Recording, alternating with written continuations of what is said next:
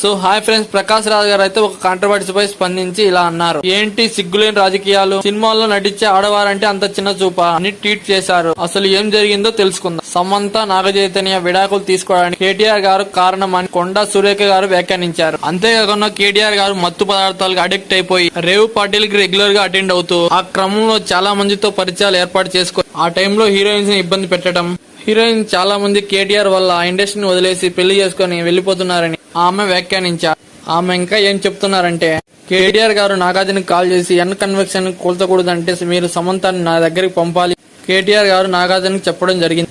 ఆ తర్వాత నాగార్జున గారు నాగ చైతన్యతో సమంతకి చెప్పి పంపి అని చెప్పాడు. సమంత గారు ఒప్పుకోకపోవడంతో సమంతకి నాగార్జున ఫ్యామిలీకి గొడవలు జరిగి నాగ చైతన్య సమంత విడాకులు తీసుకున్నారని కొండా సురేఖ గారు వెల్లడించారు.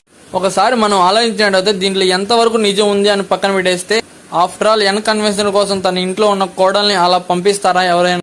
ఆఫ్టర్ ఆల్ అని ఎందుకన్నారంటే, నాగార్జున ఫ్యామిలీలో చాలా పెద్ద, వాళ్ళకి చాలా బిజినెస్లు ఉన్నాయి, చాలా ఇండస్ట్రీలు ఉన్నాయి. ఒక చిన్న ప్రాపర్టీ కోసం వాళ్ళ పరువుని బజార్లో పెట్టుకుంటారు ఎవరైనా.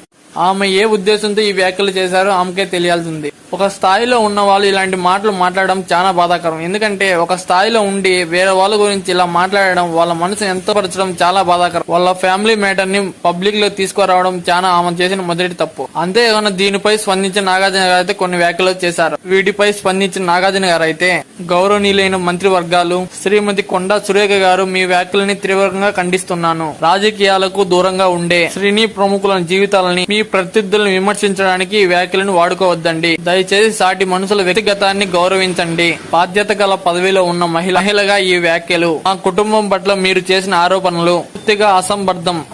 తక్షణమే మీ వ్యాఖ్యలను వెనక్కి తీసుకోవాలని కోరుకుంటున్నాను. అంతేగాని ఈ వీడియో చేసే టైంకి సమంత గారు కూడా స్పందించున్నారనుకుంటా. ఒకసారి చూద్దాం. మహిళలను వస్తువులుగా చూసే గ్లామర్ పరిశ్రమలో పనిచేయడం, పడడం, నిలబడడం, పోరాడడం చాలా శక్తి కావాలి. ప్రయాణాన్ని చిన్న చూపు చూడొద్దు. విడాకులనే పూర్తిగా మా వ్యక్తిగత విషయం, మీకు అవసరం లేదు. ఇద్దరి అంగీకారంతోనే విడాకులు అయ్యాయి. ఎటువంటి రాజకీయ కుట్ర లేదు మా విడాకుల్లో. ఆ వ్యక్తిగతాల్లో మీరు జోక్యం చేసుకోవద్దని ఆమె ట్వీట్ చేయడం జరిగింది. అక్కినేని ఫ్యామిలీ వాళ్ళు సమంతతో చర్చలు జరిపి నువ్వు కొన్ని బోల్డ్ సినిమాలు నటించద్దు అని చెప్తే ఆమె ఒప్పుకోలేదని విడాకులు తీసుకున్నారని కొంతకాలంగా సోషల్ మీడియా రూమర్స్ మొదలవుతూనే ఉన్నాయి. అయితే అన్ని సర్దుబాటు అయినాయి అనుకునే టైంకి ఇప్పుడు మరొకటి వాళ్ళ ఇద్దరి మధ్య అయితే కలకలం రేపింది. ఇది ఎంతవరకు వెళ్తుందో చూడాల్సింది. సో ఫ్రెండ్స్, మీరేమనుకున్నారు? అసలు ఎవరిది తప్పు ఈ విషయంలో? ఎవరిది తప్పు అనుకున్నారు? కింద కామెంట్ సెక్షన్ లో కామెంట్ చేసేయండి. ఛానల్ ఫస్ట్ టైం సబ్స్క్రైబ్ చేసుకుని బెల్ ఐకాన్ ఆన్ లో పెట్టుకుని మరిన్ని వీడియోలు చేయడానికి నాకు ఎంతో మోటివేషన్ ఉంటుంది.